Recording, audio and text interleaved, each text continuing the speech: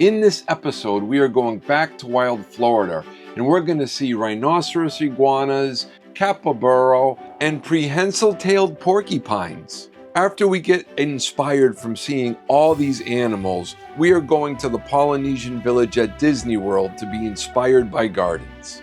And then we're going to MB Palms to see where we can purchase some of these plants. All right, Tom, so here is Bruce. He is a Cyclura cornuta, so Rhinoceros Iguana from Hispaniola. These guys are low in numbers, especially with the things going on in Haiti and habitat destruction, both in Haiti and Dominican Republic. This is one of the rock iguanas, which is the genus Cyclura. We have tons of them. And then the island is the only one that has two rock iguanas in the same place. Now, called a Rhinoceros Iguana because of the horns that they have right in front of their snout here. And even though he might look terrifying to most people, he only eats veggies and fruits, mostly greens. Every now and then, of course, during the spring, I've had a photographer tell me that he's seen them eating caterpillars on flowers. So every now and then they do eat some insects in the wild, but main source of food is plants, especially from an island. There's not a lot of big predators or small prey to catch all around the place. So these guys evolved to eat mostly plants and survive off of that, especially on those tropical islands. Now, these right here, this little brain looking thing, most of the males have it. That's one of the main differences between the two. Very, very big brain looking thing up here. Big old head. They get a lot larger than the females. The scales look blue at the top right here for the most part, but they can be greens and browns. They also change color throughout the day. Whenever it's cold, he looks a lot darker. Whenever he's heated up, he literally looks blue, almost like his back feet look over here. And now he wants to climb and walk around. And yeah, we walk him around. We get him to exercise. Sometimes we feed him bananas and he has to run back and forth for the banana. He's very nice with people, very nice with handling. One of my favorite species, honestly, as a pet. How long do they live? So they can live like 30 years easily, especially where they come from. They don't have much predators. Once they're full grown, they're completely fine. I think that's why they're so bold as adults, even in captivity, because once they're fully grown, they're like not even an apex predator because they're not a predator, but they don't have to worry about much. There you go. He does have some gnarly teeth. You don't want to get bit by any of these guys, but usually super gentle. And he can eat the entire thing, peel and all. Entire banana is very, very good for them. What do you think, Tom? I think, I have a rhinoceros. Oh, you do? Yeah. How is it? It's a little skittish. Yeah, that's how they start. It's about 18 inches. Yeah, that's how they start. But imagine a small little lizard in the island of Hispaniola, anything can eat you. Once you get to this size and nothing can eat them, they're like, okay, I'm fine. I have one too. She's about 2 years old, and just now is when she started like calming down. She doesn't run away from me. She's pretty much like Bruce now. Ow. Do you handle it? Yeah, I handle it now. The only thing is like her claws are a lot sharper than his because she's a smaller animal. But with time, you gotta give them stuff like rocks for them to like shave those nails down, and they're not as sharp. Because in the wild, they're not very sharp at all. They're very, very worn down because they usually live around rocks in drier areas. This is another thing. A lot of people think these guys live like in a forest, but no, they live in like dry forests. Usually in the southern part of the island of Hispaniola is when you actually see these guys in large numbers. Pet him. He's nice. Another cool thing, they do have that third eye that most lizards do, but with Bruce, you can really see it up there. That third eye allows them to see shadows of birds flying above them.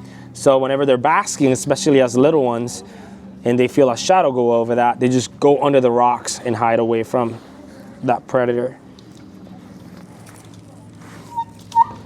He's gonna walk around there. Another cool thing, main difference between these guys and like green iguanas, for example, that dewlap is not there the same as a green iguana.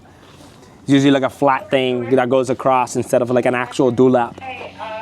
And now he's just basking. You can see there's people standing around. He doesn't care, but Is he capable of taking off just like a green iguana? Absolutely. He has every capability of just taking off whichever direction he wants right now. But he knows we're not trying to eat him, and that's all he cares about. One time I brought him out, and there was a cart that turned on. He freaked, and he ran a little bit. But as long as he feels safe and comfortable, he'll just sit right there, bask. He's looking at me like, where's my boss at? Okay, I'm safe. Everybody stays far away from him. He's fine. It's a family. We're talking like mom, dad, babies, right? Okay. Yep. So these guys can have 2 litters a year. Their gestational period is anywhere between 4 to 5 months, depending on how many they're carrying. And they're fully developed babies. So anything an adult can do, a baby can do day 1. Swimming, eating solid food, holding their breath, all that good stuff they can do day 1. Oh. That's right, because you have to be fast and alert and ready to go. They need protection from the cold? So we have offered them heat a few times and they go everywhere but to the heat. So they cappy stack together. Body heat is obviously the best heat for them. They do get cold snaps down in South America, not as quite as what we do here. But yes, they are manageable in the cold. How far north do people keep them outside? Like, will people keep them outside in Gainesville, or is it too cold there? So you can actually have them in Michigan. So, but in Michigan, you have to be able to bring them inside and have a heat room for them so that they can come out of the elements. So if you hold this, they will gnaw on it. Just. Yep. No piece left undone. Have they ever bit you? Nope. Not me. Nope. So the smaller babies, when they were a little bit smaller, when they're laying with mom and dad, you'll see them suckling on their fur. That's why she's missing some hair right here, because they've sucked it right on off of her. So when the smaller ones were a little bit smaller, they would suck on your fingers like pacifiers. But then their teeth started getting a little bit too sharp, so it stopped being cute. Other than lettuce, what do you feed them? Sweet potato, carrot, zucchini, squash, butternut squash, corn. They love corn husks. And some grain, apples, bananas. Yeah, pretty much a picnic. How long do they live? Oh, 10 to 13 years. Babies. Frankie most certainly knows her name.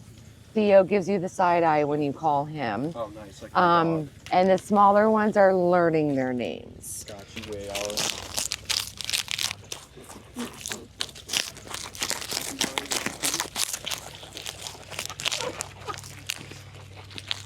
Guys will eat about 40 pounds of food a day. 40 pounds a day? All fruits and veg. And it's the most expensive thing, obviously. It's because the lettuce is so low calorie, right? Like Yes.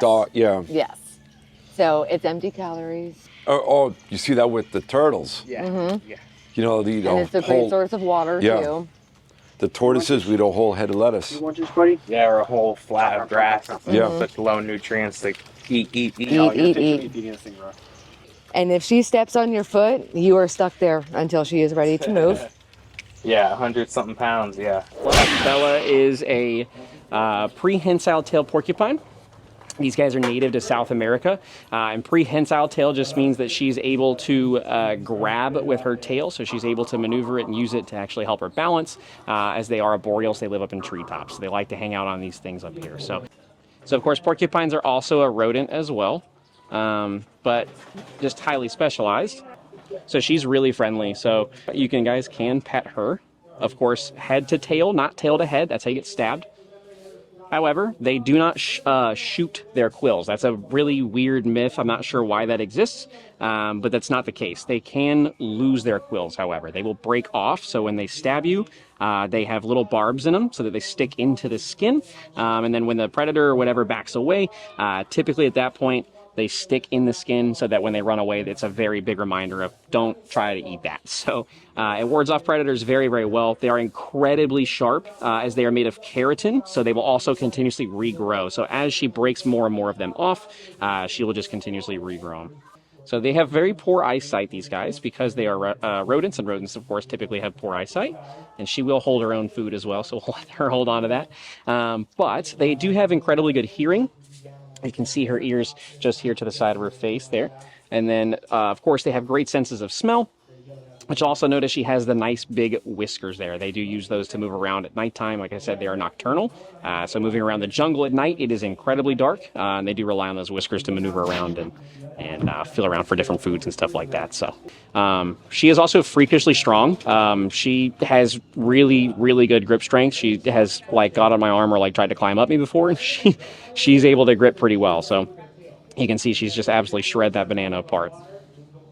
Of course, being a rodent, just like the capybaras, their teeth do grow continuously throughout their life, so they do chew and gnaw and stuff. But she eats plenty of rodent block, which is a big, heavy, like dehydrated biscuit, like they use for the crocodiles, made by the same company. It's just for rodents like these guys. It gets all the vitamins and minerals and nutrients, but it's super dry, so it's super hard. So when they bite into it, it kind of helps keep those teeth down a little bit. Did you say where they were native to?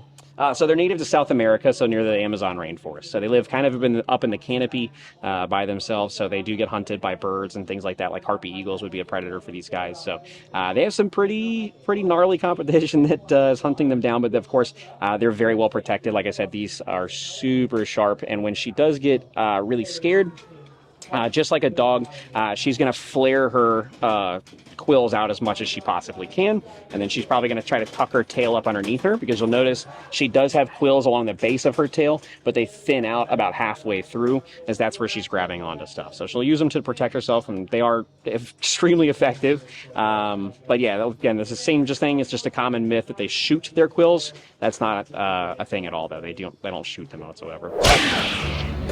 I remember reading a review where someone said they took the shuttle from the airport to Disney's Polynesian village, and they were instantly transported into a tropical paradise. I think that describes this location perfectly. Well, today I came to the Disney's Island Tower, part of the Polynesian village, and we came across this really cool fig tree here. It is, I don't know if it's a banyan tree or a strangler fig, but look, there's a sable palm growing right up in the middle of it.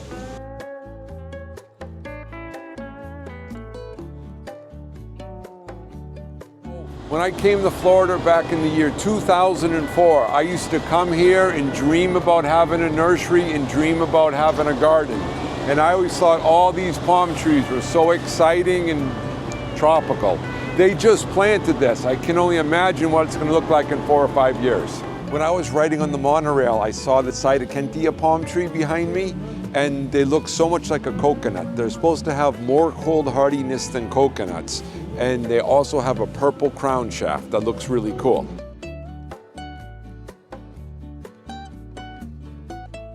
This right here is another cool palm tree. This is a Himalayan fishtail palm.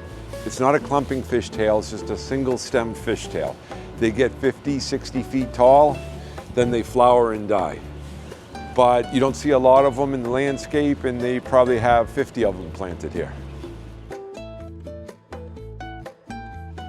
I think my friend Mike at MB Palms not only grows these fishtail palms, but they also grow the Cyticentia palms. We came to MB Palms. These are the Cyticentias.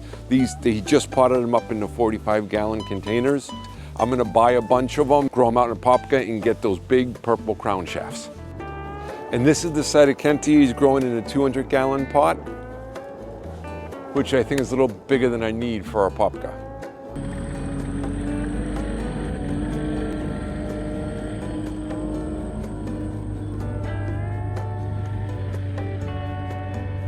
So this is their giant fishtail palm we saw at Disney, the Himalayan fishtail.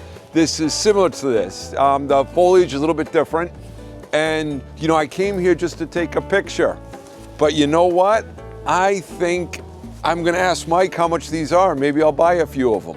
Once again, I'm at MB Palms here in Orlando, Florida, a wholesale palm nursery. And they have big bromeliads too. This is Imperialis. It's a big red bromeliad. And you know, a cool thing is you grow it out in the full sun and they look so much redder and so much more beefier. Here's something that looks really cool. These are the yellow bird of paradise, and these are completely hardy here in Central Florida. Mike also grows these yuccas. If you ever go to San Antonio, Texas, they have these all over the place. Mike's the only person I know who sells these here in Central Florida. But what I really came here for is the red ceiling wax palm. Let's go get some.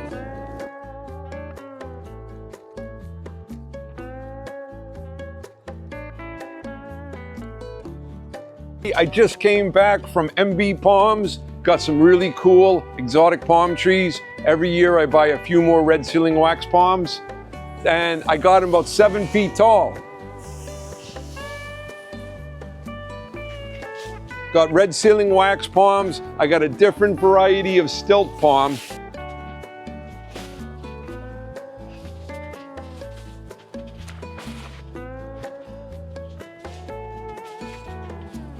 This right here is the red ceiling wax palm. This is a commercially available palm, maybe the most tropical, the most prized palm tree there is. There's so many people, when they go, I want a palm tree, it's the red ceiling wax palm. These right here, they grow about a foot a year. The first year they grow slow. The first year, no, about a foot a year. So this is probably 7 years old. I'm very excited. I think they're the coolest things. Very, very tropical. Not only can they not take a freeze, they can die at 36, 37 degrees. They can actually die. You can see they have the holes high. You see how they have the holes high in the pot? That's so when you water from the top, the water doesn't run out the bottom. The water's gonna fill in this pot and run out this hole, and there's always gonna be 1 inch of water at the bottom. This, get a little water.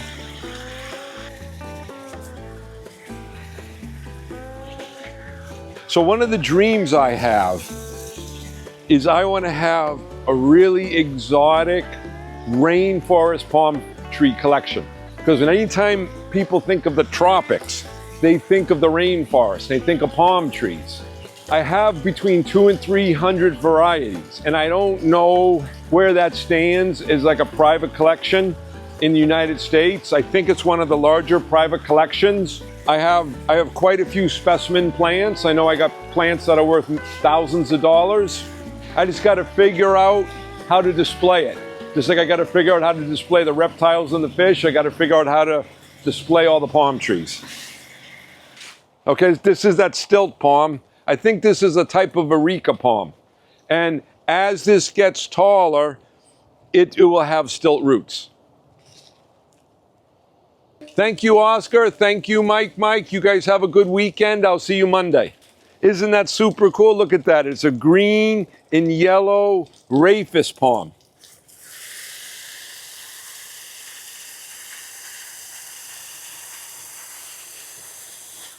That's what I bought this afternoon.